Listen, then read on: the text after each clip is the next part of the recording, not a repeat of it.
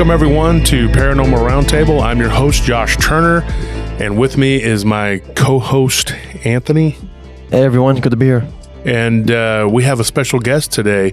Of course, it's Thursday, so that's what we do. We have guests on Thursdays, and every Thursday we're going to have guests, and this is the podcast episode. So if you're listening to us on YouTube, just remember there's a lot of poor people out there who don't come and listen to YouTube. They don't listen to the Friday live stream. They don't listen to the Sunday live stream.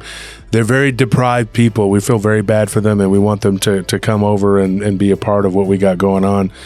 We do have milk and cookies for you, but only if you go to your grocery store, your local grocer, and buy them. And yeah. You can sit down and eat them and drink your milk or your chocolate milk. In that sense, we have unlimited milk and cookies. Unlimited for you. Just go all buy it. All you can eat and drink. Yeah. Or soda pop or whatever people call it, whatever your neck of the woods calls it. Everybody calls it something different. Yeah. Like I have my friends from Minnesota. They're like, hey, it's pop. I'm like, whatever. Yeah, down here, everything is just soda. Yeah. I know some people will just call it Coke. Everything is just a Coke. Yeah. Like they're drinking a Dr. Pepper. I'm drinking a Coke. I'm like, no, you're not. You're drinking a Dr. Pepper. But doesn't matter. That's not why we're here to debate soda and chocolate milk. What we're talking about today is going to be very, very, very, very important in regards to the show. And that's why I brought on somebody who doesn't call herself an expert, but I think she's one of the people that could almost be an expert from across the pond. Her, I think, and Paul Sinclair, he's another one. There's a few over there that are really good. And so I want to bring you people who can really bring you bring the heat, like a Major League Baseball player, like a pitcher throwing the heat. So what we got to talk about real quick, though, let's get this out of the way. We got a Patreon. You can help support the show. We got a $10 tier, $20 tier, $30 and $40 and $50. Now, let me explain very quickly. If you go the $10 tier 2 months, you get a swag bag. $20, you instantly get a swag bag. It's an autograph book from one of many author friends of mine. 30 is the same as the 20, except you get a little better swag. You get a little more. 40, you get two books. Oh no, 30 is not the same as the 20. My bad. 30, you get 2 autograph books, right?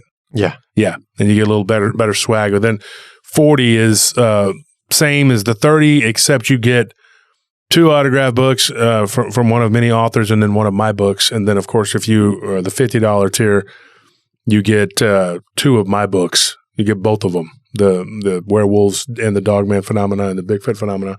I do have a 3rd book that's in the works. I don't know when exactly that's going to be released. I'm still tweaking it, and that should be out pretty soon. As of this recording, I can't give you an exact date, but I'm hoping that it'll be pretty soon. And the other thing we got to talk about, Facebook. Go to Facebook, our group on Facebook, Paranormal Roundtable. Join that group. Also join Paranormal Lounge, which is my wife Nellie's group. And what else do we got? We got Paranormal Prayer Group.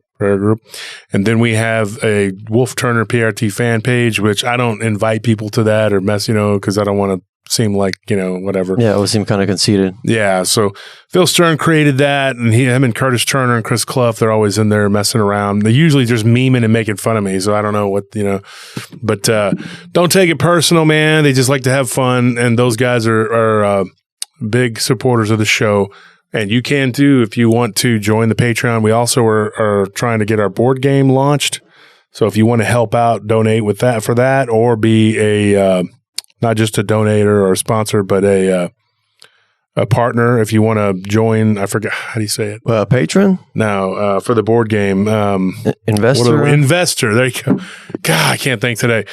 Whew. See, folks, I can't drink coffee. That's the problem. So, but if I could drink coffee, I'd be on top of it. I used to drink coffee for years, and then I had to stop because of my blood pressure, because people on the internet make me mad. And so here's what we got. Okay. We have a guest. I'm going to introduce her now. Her name is Deborah Hatswell. Do you want to say hi, Deborah? Hi, everybody. Thank you for asking me to come on, Josh. It's a massive privilege for me. Well, it's a privilege to have you. Like I said, you're like a Major League Baseball player. You're throwing the heat over there. You caught my eye. I noticed you're doing a lot of good work. I've had a few people come to me and say, "Hey, what about Deborah Hatswell?" And so, that's why you're here. So tell us a little bit about yourself, Deborah. Well, I live in the northwest of England, in the UK. So on the northwest coast, and I suppose I'm a paranormal investigator, a cryptid investigator. I started out many, many, many years ago as a witness to some strange things, and I grew up in a very ordinary town, so what you would call probably a blue-collar town, so you shouldn't really be seeing or experiencing anything in like that in the 70s and 80s where I lived. So it gave me a really good background. I became quite tenacious. I spent my time trying to find other people who'd experienced the paranormal, and I did that in any way that I could, and I just kept going at it, and that was 40 years ago.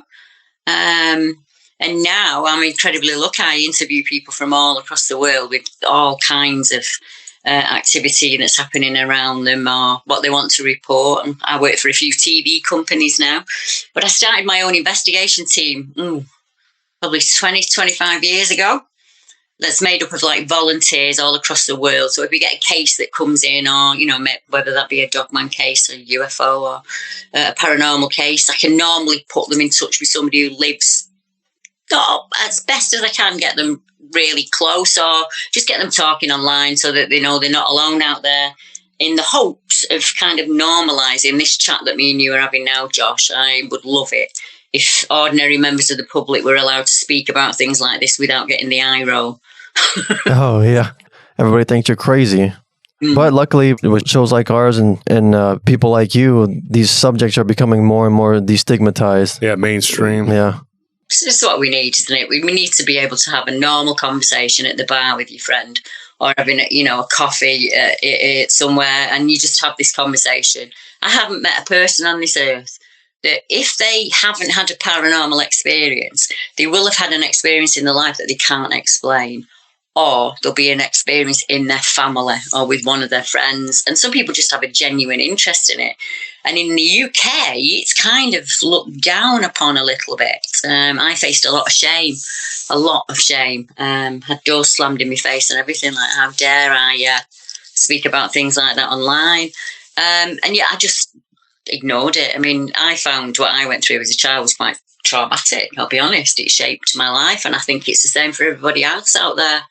I think you have the before the event life, and then the event happens, and then you're a different you, and you have to kind of learn to navigate that and still see to the kids, go to school, do your job, all of those things that you have to do in life.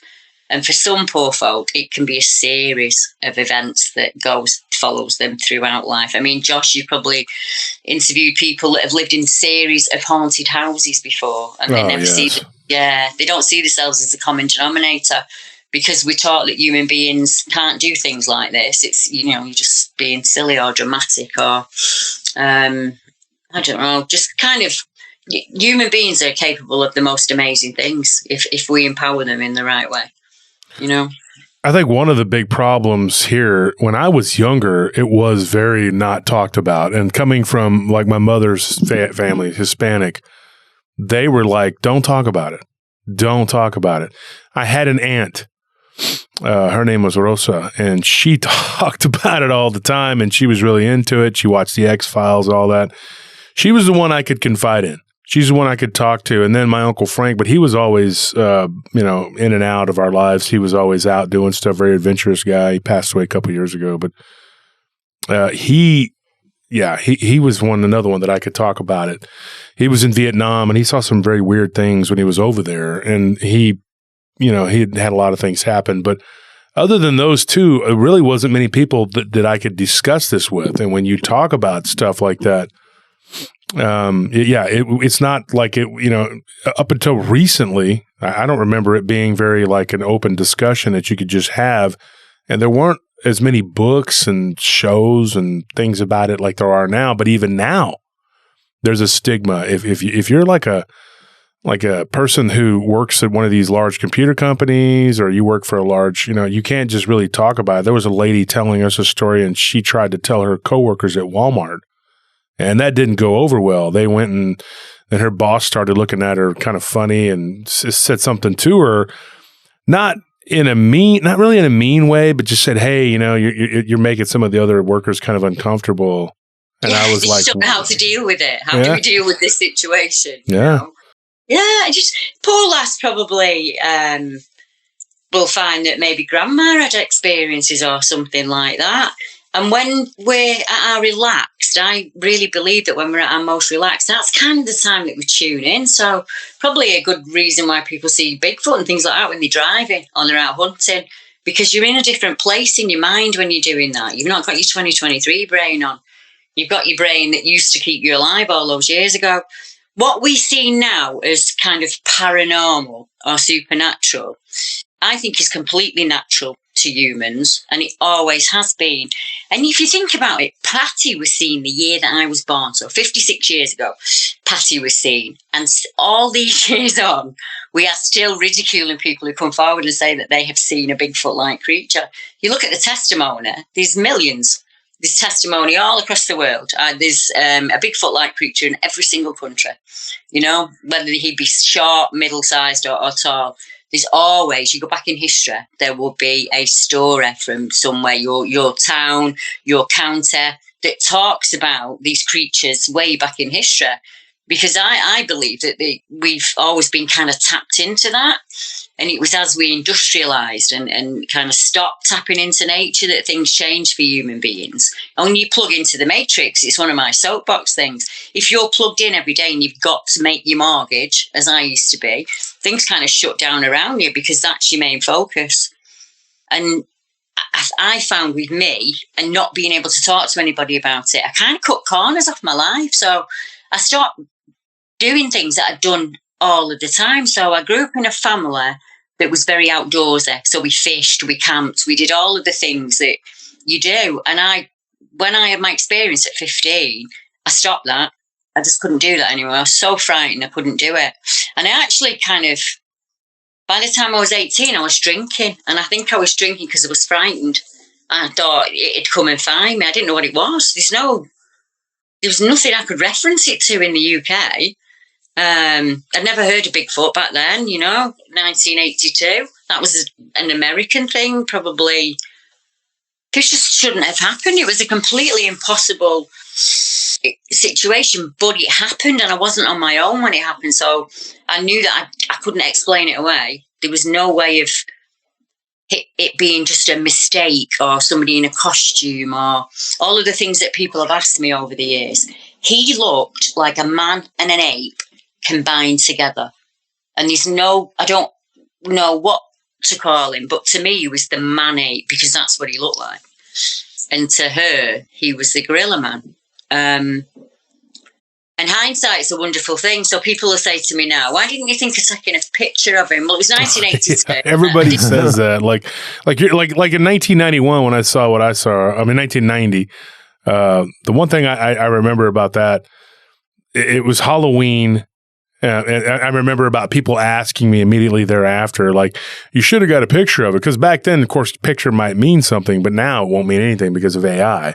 Why didn't y'all pull out one of those big Polaroid cameras when y'all saw it? You're just going to walk around with a camera in your pocket. Just pull it out of your pocket, a big old black plastic Polaroid. People didn't even have cell phones back when hardly at all. They existed, but they looked like these giant blocks. Bricks. They were like, and I didn't even have a thought of having something like that. And I'd had people over the years, they've told me like, well, what if it was a person in a costume because it was Halloween? I'm like, that was a 7.5 foot tall person. I don't think so. Where are all these people with these costumes that cost tens of thousands of dollars? Just hanging out at midnight in a small town. Yeah. Exactly that. That was kind of my argument. I looked in his eyes. And he looked in mine. And we were probably 8 feet apart. That were it. Wow. That were it. And he changed my life forever that day in that split second. So this kind of split second encounter completely shaped my world, so that 40 years after I do the job that I do today.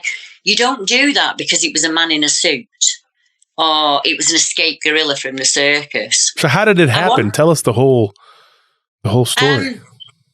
I was 15 and I was with my friend, and I lived in a really ordinary town. So we had a harbour in our town, and there was like a pit and some mills and nothing exceptional to it at all.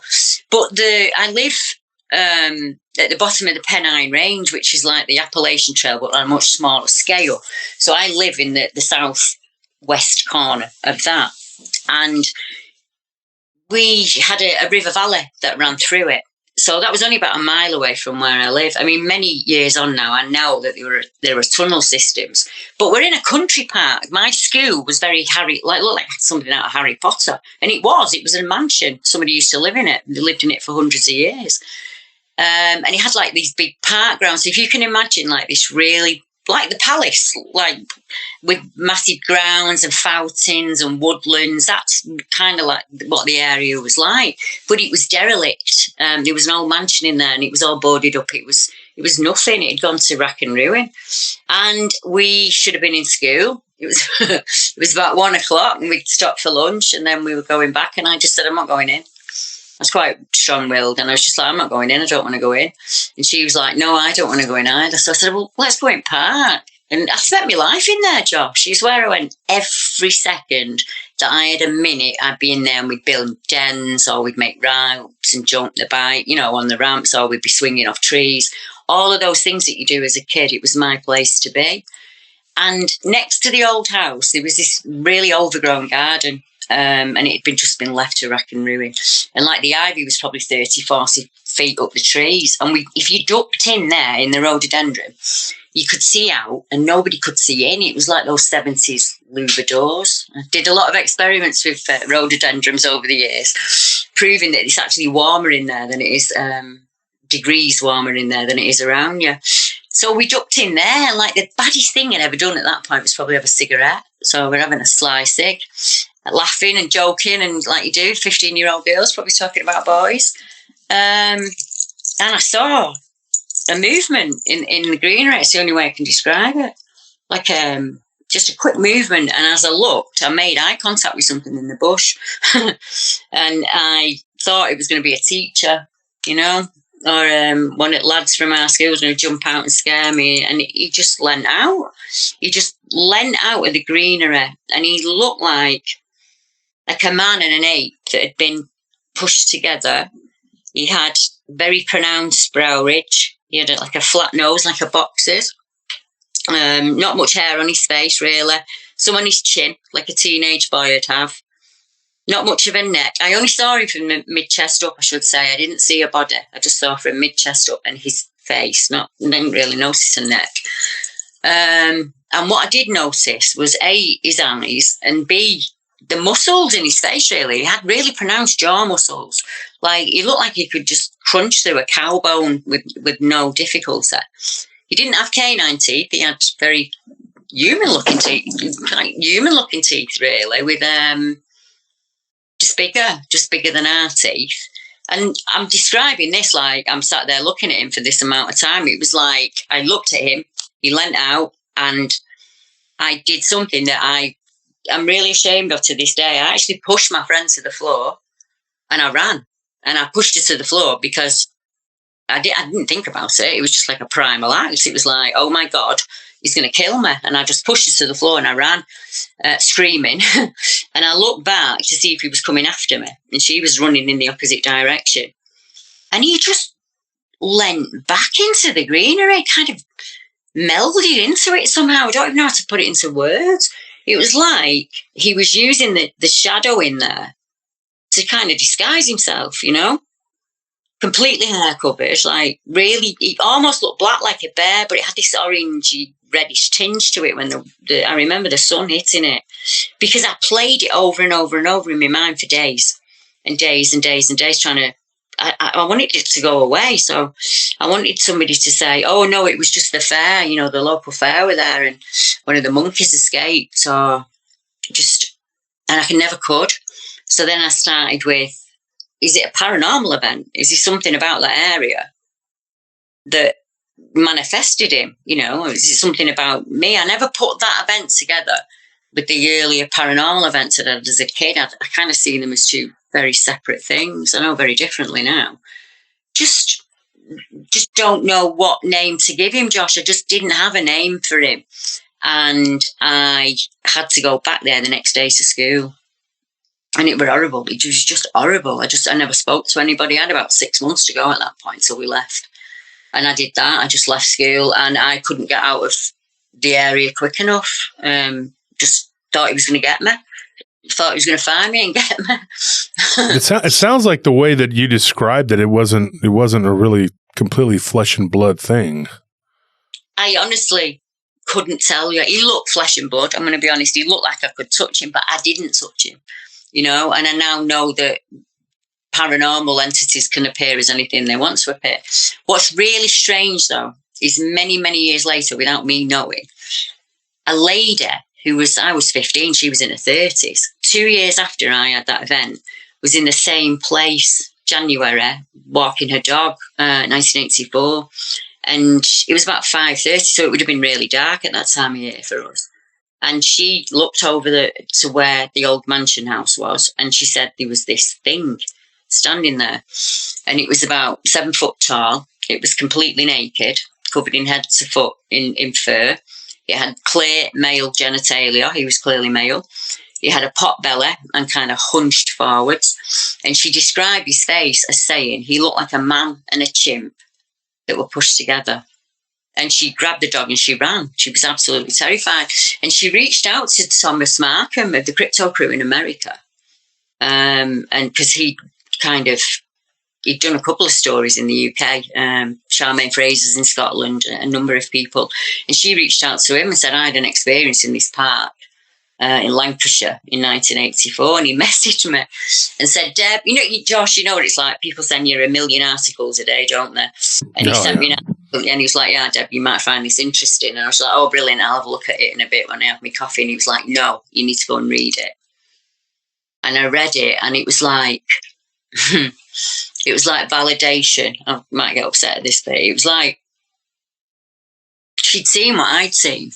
She was an adult and even she was frightened to tell people, So I was ashamed at what I saw. I was made to feel ashamed about it. So for an adult to come out, when I was an adult at the time, she would have been in her 60s at this point. And she just said, I remember what it was like for that girl. I remember the ridicule that girl went through. And Thomas was like, that girl's still out there. She's an investigator herself. Here, we kind of talked in email. And she said she went back to her husband and told him. And her husband said, don't tell anyone. Don't tell anyone, they'll lock you up. So that's kind of like, that's what I faced. There was lots. I've found 7 other people now, Josh, in that town from the 1950s up to 2021 who've seen it. And But it doesn't change? It didn't look like it gets older or anything like that? Well, like you, I am still on there. Is he flesh and blood or is he dimensional in some way, paranormal in some way? I don't know. There are 2 reports from much later on, 2010 and 2018, where they mention a grey creature. But there are reports from 2012 that mention an orangey, almost orangutan-looking thing. So, are we dealing with a flesh and blood creature and we're just seeing different ones of it at different times? Or like you, is it a creature that starts out really dark and gets grey by the end of it? Or is there something about that land that enables this dimensional creature to come in and out at will? And that's kind of how I do my job. So people say, right, Debbie, what is it? And I say, I don't know. I don't know what he is until I sit down with him and have a conversation. I don't know any more than anybody else. But here are the theories as to what they might be. And sorry, I didn't. No. You keep going.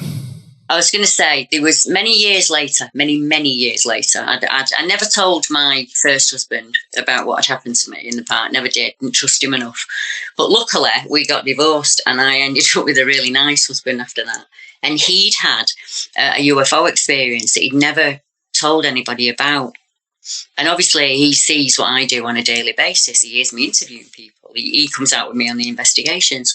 And he just asked me back then, like, what was the scariest thing you've ever saw? Because you do when you meet someone, don't you? You say, like, what's the weirdest thing you've ever done? Or, what's the scariest thing? And I just said, I don't want to talk about it. And he looked at me dead shocked, because I'm not the sort of girl who I'm quite erudite. If something annoys me, I'll just go straight up to it and say, that annoyed me. That's kind of how I am. And I just said, I don't want to talk about it. You'll think about me differently. And he was like, what do you mean? And I said, if I tell you, you'll think about me differently, and I don't want you to think about me differently. And so he said to me, I had a UFO experience when I was 21. And I just thought, I can tell him. So I did. I just said when I was 15, because he grew up in the same town. I said we were in Beulah Park when I was a kid, and I would with Aggies, and I saw something. And he said, "What do you mean?" And I said, "I saw this thing, and it looked like a gorilla." I said, and it absolutely terrified me. And he went, "Oh, that makes perfect sense. That's why he won't camp anymore, innit?" And I said, "Yeah, that's why I won't camp anymore." And he understood. And then I'm there looking through the laptop one day. A witness had got in touch with me, and I said to her, "Go on Google and just put in a few words like wild man, Bigfoot, ape man, and see if any of those pictures come up that look similar in any way, shape or form to what you saw." And we'll start with that, and then I'll get an artist in and we'll do a photo fit of what you saw that day. And I'm scrolling, and I saw the Hatswell monster from America. Oh my God. It was like I just got sucked back, like right back to that moment in the park. It wasn't him, Josh, but it could have been his brother. It was so alike him. I threw the laptop. I was crying, and it wasn't an epiphany. It wasn't wonderful. I had snot running and everything. And my husband's like, "Debbie, what's wrong?" And I'm like, "That's him. That's him. That's who I saw. That's him there. That there on that laptop. That's him." And he was like, "Whoa, this has got to stop. It's got to stop. You either shut that laptop and you never talk about it again, ever, or do what you always do with everything else. Run at it, Deb. Just find out as much as you can about it as you can." And that's what I've done. That's kind of where it led me. Yeah. There was something I was going to say. There are theories. Well, there's a lot of theories. Let's say I've heard myself from people who have talked to me, and they believe that maybe there's a portal or something that is in a certain area, and they'll see similar creatures. Like one particular family, they were telling us, and I can't remember if we've talked about it or not, Anthony, but they were telling us there were different colors of these creatures. Possibly, yeah. And they were coming across, I can't remember, I'd have to go back into my archives, but I remember it was an older lady, and she was telling us when she was younger, they lived on a farm. And she was saying that there were like different colors of these creatures, and they would see them come out of the same area, and they would be different sizes and shapes. But she didn't think that they were all related. She thought that they were coming from somewhere, but through this portal. And, and it was just kind of like a highway. That's kind of the impression that I got. And so I've had different people give me their theories and postulating on it and telling me that they think it's this or they think it's that. I can't tell you exactly what I think is constantly changing. It's very fluid, and I'll think that it's a flesh and blood, but with metaphysical properties, or if it's just purely metaphysical that can manifest as physical. I don't know. I know that I don't believe in 100% flesh and blood because there's just too many things that don't add up. I'm the same. I would agree. And there's too many things that you can look at habit-wise as well, description-wise. So like we were talking about dogmen. There's so many different descriptions of them, from your typical Hammer House of Horror, right the way through to some hybrid soldier type dealios that are going on. But I've noticed that with dogmen, you tend to find them on areas of death. So like like cemeteries, old and new ancient burial grounds, military defence land for some strange reason crops up an awful lot. So I think that maybe there's more than one creature. Just because the person reporting it seeing this dog-like creature, it doesn't mean they're all the same. They might be, some might be dimensional, some might be from the 5D, some might be like quantum world. We just don't know, and we don't know enough to write it in stone. So you offer people all of those, because like you said, it's fluid. When I started out all them years ago, I was looking for an ape. A chimp, an actual physical gorilla or an ape. And now I don't know what the hell he was. He could have been a time slip, Josh. He could have, like Paul Sinclair, I really do believe that there are areas in this world, and we call them areas of high strangeness, that either admit some form of paranormal activity or attract it in some way. So like Skinwalker Ranch, Cannock Chase in England, Ballaboli in Ireland. There are places all over the world where you get not just Bigfoot reports, dogman reports, black-eyed children, Roman soldiers, UFOs. What is it about that piece of land that these people are seeing. So I started mapping it many, many moons ago. I got a big map and I put it on the wall. And every time I come across an account, back then I was just looking for Bigfoot accounts and like anything upright that were hairy, and I'd stick a pin in it and I'd write down in my notes what it was. But then fortunately, they invented Google Maps and my daughter taught me how to use them. And I realised that I was finding clusters. And that map's out there, so I'll send you the link to it, Josh. And if anyone wants to have a look at it, go and have a look at it. There are over 4,000 cases on there, and I've mapped every one of them. So where there's been any evidence finds, I've also mapped that on, simply because I have a background in geological profiling. So I can look at a map and see patterns, say maybe where the next best area is to build the next casino, or where the next best area for a strip mall is going to be. So you can look at population movements and kind of predict. If you start to jot them down on a map, eventually you will see a pattern form. So like a serial killer, he will move from his own base out and he will commit crimes out of his own area. And if you can pinpoint those crimes, you can get it down to almost, with Jack the Ripper, we did it down to the 4 streets that he came from. So that's geological profiling. So I mix that in with the cryptid stuff. It's like I've been trained for this my entire life. So I could say, right, let's have a look. Let's see what people are experiencing in that one area itself. And then you just think, hang on a minute, some people are seeing more than one thing. So someone might come and see me because they've seen a Bigfoot. But if I say to them, did you see anything when you were a child in your bedroom? And then it'll start from there. And they'll be like, well, yeah, actually, I did. And right, tell me about that. Or have you, I never put words in the mouth. I never say, like, have you seen a UFO? Or I just say, is there anything else that's happened in your life that you find hard to explain? And then they might say, yeah, well, I've had a UFO event. So maybe these people that see these things are tapping into something, an energy of some kind that we don't understand. The Earth's a massive grid, a huge energy grid. And in the UK, we're huge into ley lines. And these are areas that run, this is a line that runs right through England, from the base of England right through to Scotland. And the area where I saw my 8-man, that line runs right through the centre of that house. And going back and looking at history, there's a famous alchemist called John Dee, lived in the 1500s, and he was exiled from London by Queen Elizabeth, and that's where he was exiled to. And there is talk that him and Edward Kelly, who I share DNA with, actually summoned and scribed, using obsidian, these tall, hairy demons.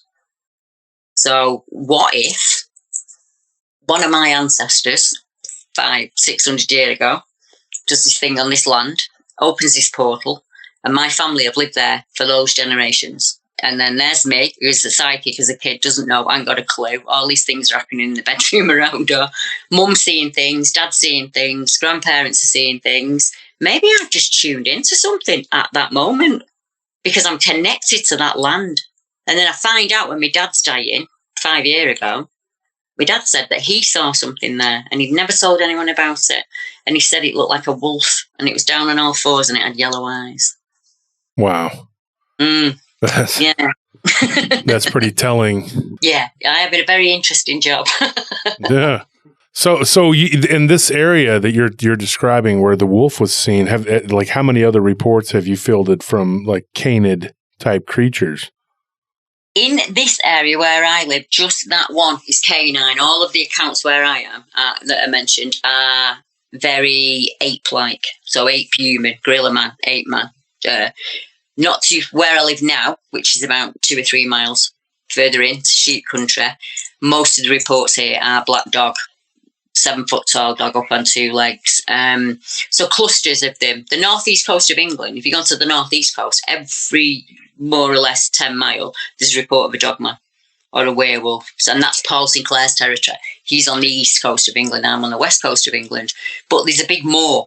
The moor that you see in the American Werewolf in London, I live on one side of it, Paul lives on the other. And that moorland, along with UFO reports, has a number of canine, shuck, werewolf, whatever name you want to put on them. They seem to be clustered in those areas. And I don't know if it's just because it's ideal territory for them.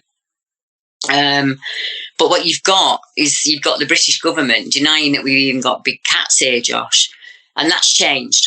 They've stopped doing that. And what they've started doing is in areas where we're getting really unusual kills. So a case I'm working this week, they've had over 300 ewes killed in a field at night, not over a period of time, in a field at night.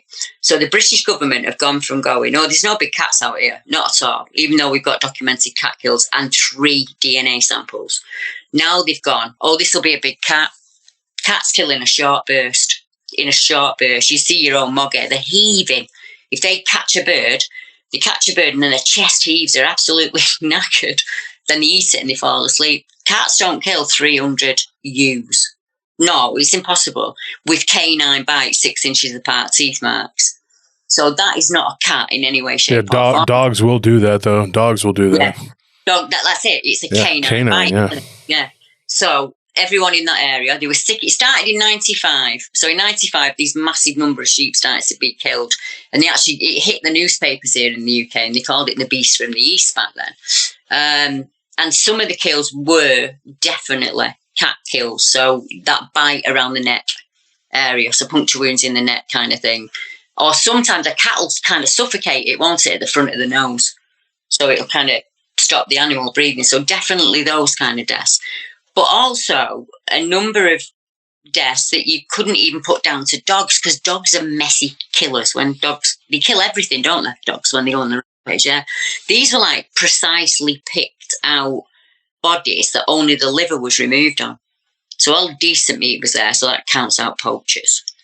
Nothing's predating on that body. So the liver's gone, but there's no magpies on it, no crows on it. Badgers and foxes are not coming in. Why?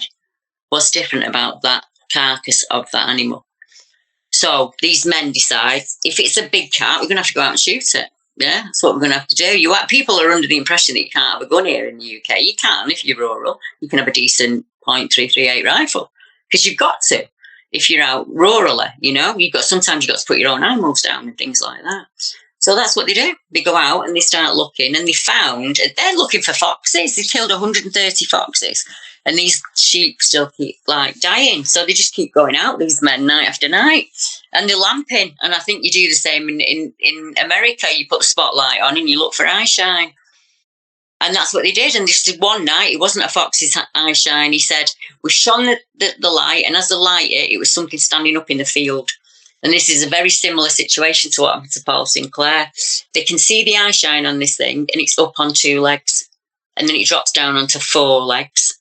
And he shoots it. Decent shot right through the ribs. They get the body.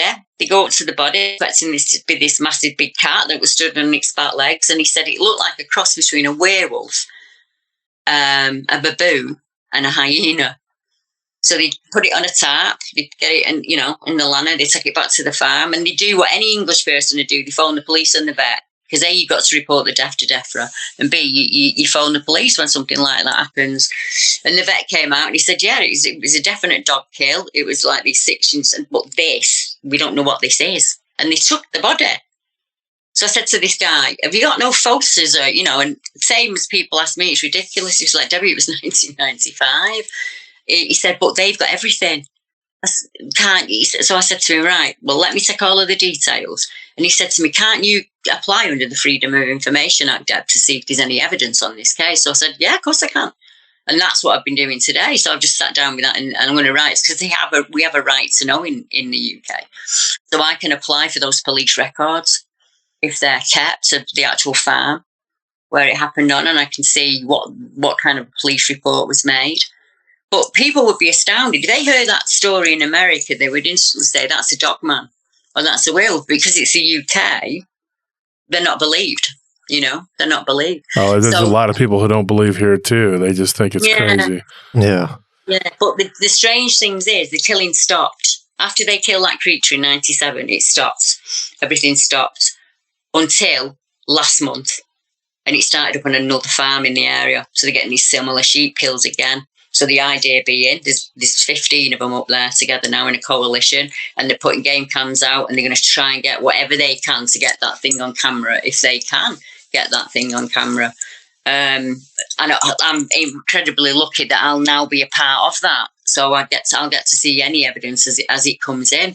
But like you say, there's so much ridicule.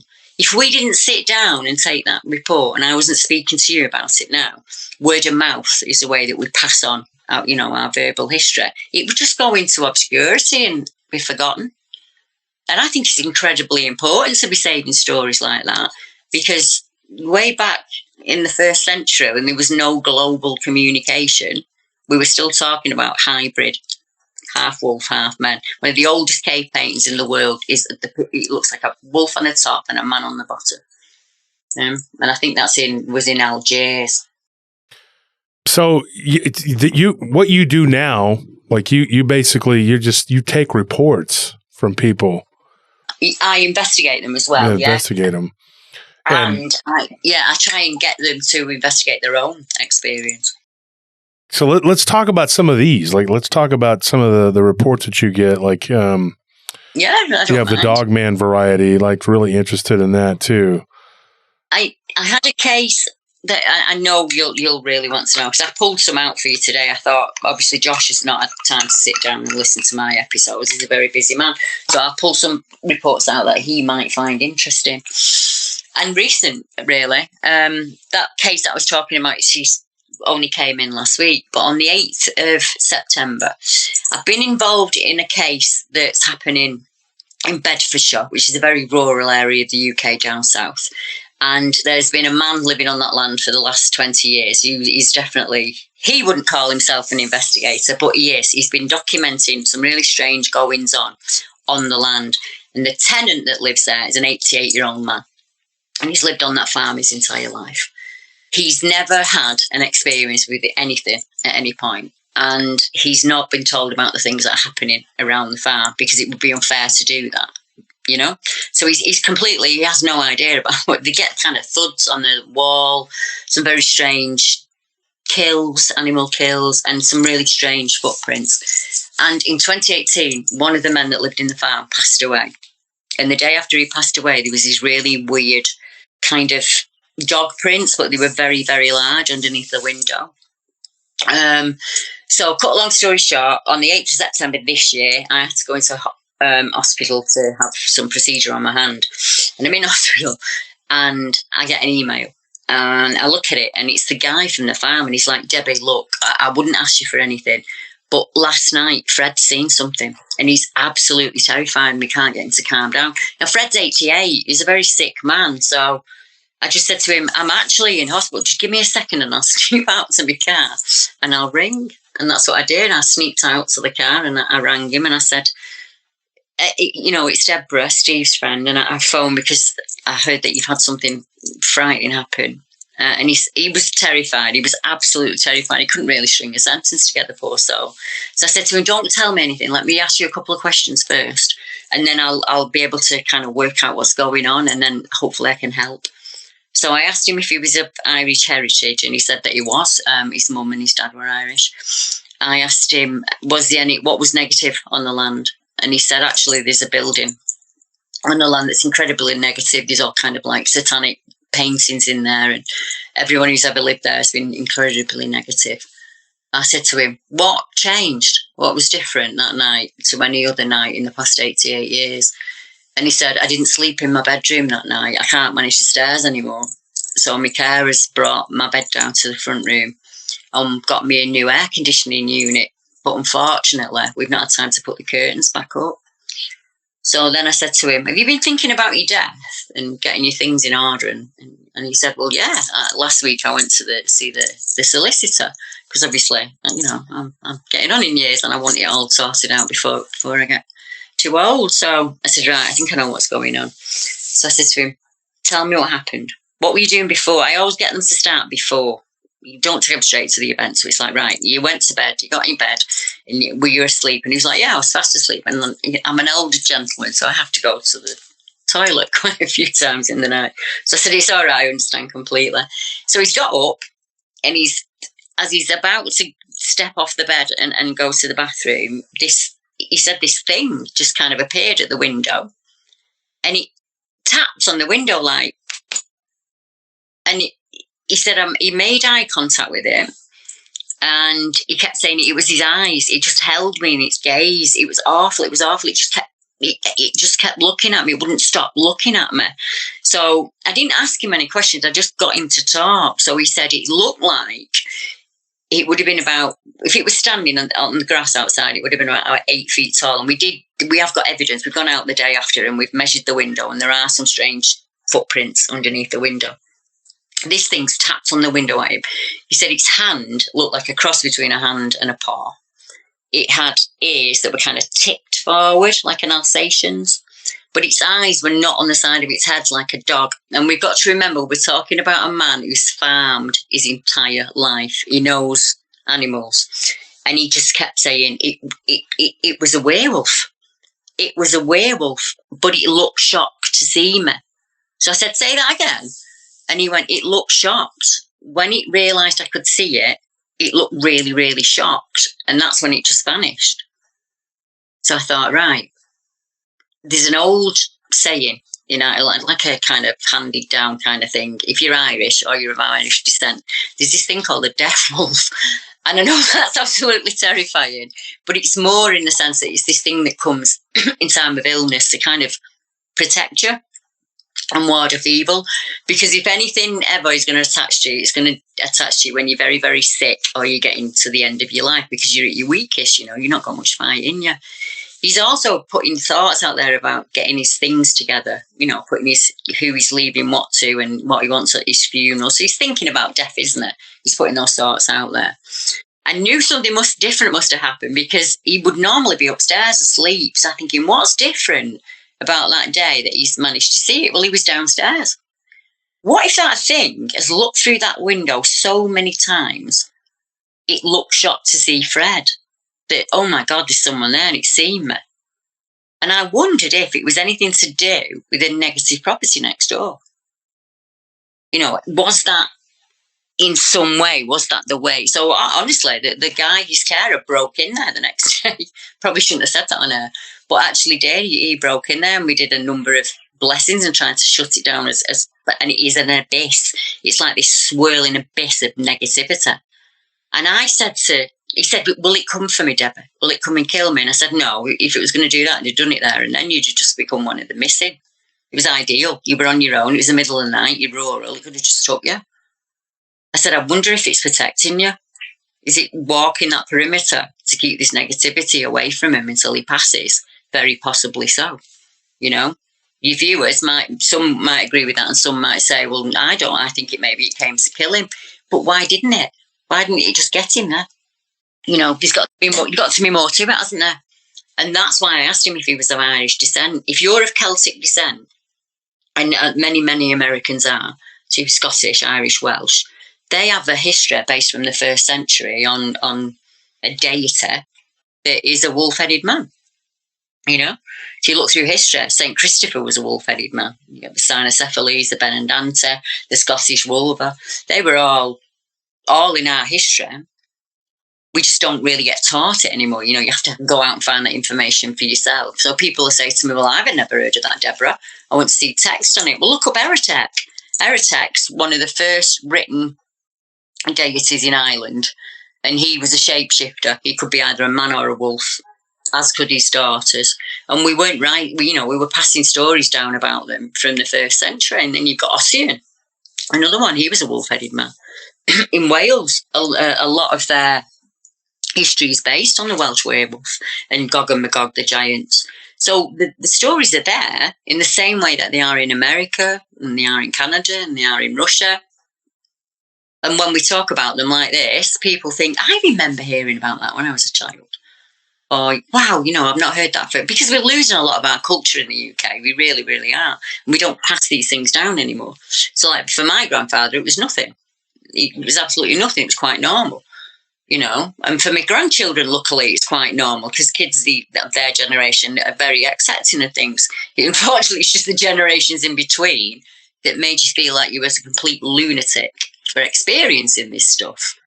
And you can't help experience. You don't ask for that experience. It just happens. And it happens a lot. Yeah. To a lot of people. You know, my grandfather had experiences, my grandmother had experiences, and my on both sides of my family. And they didn't really like go, you know, make a big deal of it, you know, but back when my grandparents were young here in the United States, we had a lot of sanitariums. Oh, yeah. Yes. Yeah. So my grandfather, it was a very real thing. Like my grandfather's uncles, I remember going and visiting them. My great-grandfather was already deceased, but they would always tell, you know, these crazy stories. And my grandfather would be like, no, don't be repeating that. And we're driving back to, you know, and he'd be like, they're going to put you in a nut house. He'd always tell me that. And, yeah, you know, exactly that. Same thing. Yeah. Yeah, it was a very real threat. The thought of being committed for the slightest, by modern standards, would be like the slightest thing. It actually doesn't make sense to me because I speak to people on a daily basis who have these experiences. You think these are not the minority; these are ordinary folk. Oh, I know. There's a lot of they make it. The mainstream makes you feel like it's something extraordinary when really I think it's just the ordinary. One of the most telling and coolest conversations I ever listened to. My grandfather was at the VFW hall with several other veterans from World War II, and they were all the same, you know, age or whatever, sort of that age group. And I remember being like, I think I was 12 or something, and I remember listening to them talk about stuff, just, you know, this stuff, how it used to be, and then the subject turned to ghosts. And I started paying attention, like I was looking at a magazine or something, just kind of like whatever. And then I started paying attention, and then it was like, oh, wow, there was a lot of cool stuff being said. And then I remember years later when I was, I think, maybe 16, I was there visiting my grandfather. It was about a year before he died. And I was there at the rest home where he was. It was a VA rest home. You know, it was from the Veteran Affairs, you know. And I remember listening to a conversation that him and some of his friends there at the rest home they were having, and it was around Halloween time. And I remember one of them saying, "Oh, we got the ghosts and ghouls, whatever." And then they started talking, and I encouraged my grandfather because I had seen that thing the year before, and I told my grandfather, I said, "Tell him what you saw near Alexandria, which was in Louisiana." And when he was a truck driver, and he goes, "Oh, they don't want to hear that." And a couple of his friends were like, No, tell us, you know? Yeah. And man, I sat there for about 2 or 3 hours just listening to these old timers talk. Black cats, one of them actually grew up in an area, you know, not far from where my hometown was. And he was talking about these black cats and made mention that they had been seen on 2 legs, but didn't really have any concrete evidence or I mean, like concrete, like nobody had told him. He couldn't remember exactly. He just heard, you know, that there were, you know, secondhand, you know. Years later, I do a bunch of research and, you know, and a bunch of investigating, and I uncovered a whole treasure trove of stories from different people who had seen things or had grown up in that area saying that they had seen things, that they knew someone who had seen things. And so we ended up with a lot of reports, you know, of these black cats, and they were bipedal. They would crawl around on all fours, but then they'd get on their hind legs and do all kinds of weird stuff. I've gotten some really weird reports in that area. I spoke to a young lady, serendipity. I'm not really a believer in coincidence, but I do believe in serendipity. And it was only about 2 or 3 years ago. I'd gone into town with my husband just to get the weekly grocery shop. And as we were driving home, there was a purse in the middle of the road. So we stopped the car and we got the purse. And I thought, I'm going to have to, there wasn't really anywhere she could have been other than the doctors or the petrol station. So we went in the petrol station and said, you know, as anybody rang in and asked, because I wasn't giving him a purse, but if anybody rings in, here's my number, I've got her purse. And I did the same at the doctors and I didn't get anything. So my daughter said, jump on Facebook, Mum, and put it on Facebook. And this girl got in touch with me and she lived about 25 miles away from me. And she said, yeah, it's my purse. So I said, well, I'll tell you what, I'll put it in the post and I'll send it to you. And she vanished. She went really, really quiet. And I thought, oh, I wonder if I've offended her in some way. But she popped back on and she said, I hope you don't mind, but I just wanted to go and check you out because I wanted to make sure that you were legit, you know. So I said, oh, that's fine, don't worry about it. She went, well, I kind of found your YouTube channel and your podcast, and I want to ask you something. So I was like, yeah, could watch, ask away. She went, when I was a young kid, I saw something. So I was like, right, let's get comfy. You get a coffee, I'll get a coffee. So I said, right, I was 15 when it happened to me. How old were you? She went, about 14 and a half. Coming home from school, I went across the golf course. It's just quicker to cross the golf course to get home. And she said a number of weeks before, there would been a number of newspaper reports about this black cat that kept being seen on the golf course. And some people thought it was incredibly funny and there was no way that was happening. But some people were saying it's legit. You have legitimately seen this big, muscular black cat. So she's crossing the I keep saying graveyard. It was a golf course. And she sees this thing. And she said it looked sickly and ill. And it looked like the cross between a dog and a cat. Very wolf-like, but also cat-like, and it had yellow eyes. She said, and there was something wrong with it. It wasn't this big muscular thing. It was like ill and dragging itself along. And she was absolutely terrified. She ran home. And luckily for us, she used to write a journal, so she'd written it down in a diary. And so, like today kind of thing, I've seen this cat wolf thing, on the green. So being tenacious for the next few days, she goes to the golf course and starts interviewing golfers. Have you seen this? I've seen it. And two men said to her, yeah. Two separate men said, actually, yeah, we saw it. And one said, I presumed it had just escaped from a circus or something like that. So it's probably 30 years later when me and her speak, and I said to her, go online and see if there's anything you can find that looks like it. And she sent me a pencil drawing that one of Linda Godfrey's witnesses had done of the creature that she'd seen. And she said he looked like that, but sicker, and he had yellow eyes. So I said to her, yeah, anything strange ever happened in your bedroom when you were a kid? And she was like, it's funny you should say that. She said, I used to see this, what they used to call an imaginary wolf. He used to sit in the corner of my room, and I couldn't go to sleep when he were in there. So my dad would have to come in and put a pretend lead on him and lead him out the door. And I said to her, you have no idea how many people I've interviewed that have either had a massive interest of wolves as a child or a fear of them for some unknown reason. And she's still frightened of what she saw, and she's entitled to that fear because it must have been absolutely terrifying for her. But some people see them and it's not terrifying for them, I don't know what that's like, but I think just some people see it differently. I interviewed two witnesses over a 15-year period in the same woods, and the first two were a young couple, and they were courting, as we'd say in the UK. And while they were kissing and cuddling. So that's all the time we have for tonight, folks. We're going to be back next week on Thursday with Deborah Hatswell, and we'll continue this conversation. Thank you for listening to Paranormal Roundtable, and good night.